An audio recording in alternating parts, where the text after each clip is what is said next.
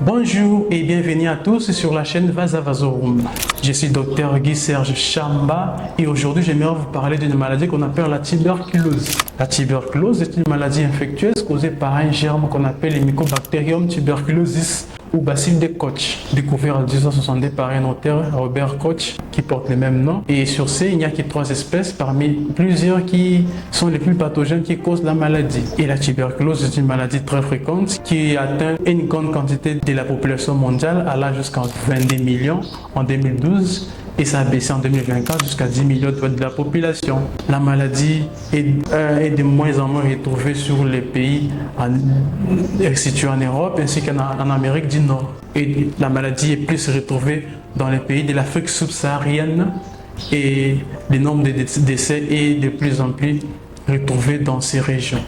La tuberculose étant une maladie chronique, évolue dans l'organisme du patient d'après des étapes qui forment une histoire naturelle de la maladie. Elle commence d'abord par une infection à travers la personne infectée qui libère les bacilles par la voie aérienne ou par aérosol à travers les gouttelettes infectantes qui sont libérées lors d'un effort du tout qui peut être soit sèche ou productive avec l'expectoration.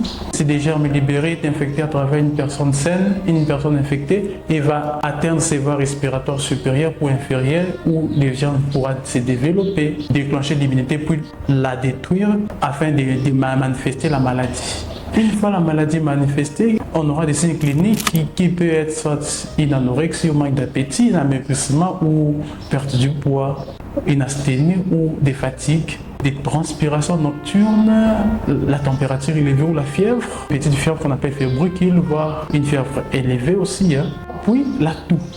La toux qui peut être soit une toux sèche ou productive avec crachat ou expectoration. Puis à la longue, on pourra avoir d'autres signes cliniques qui pourront se manifester comme la douleur thoracique, la dyspnée, ainsi de suite.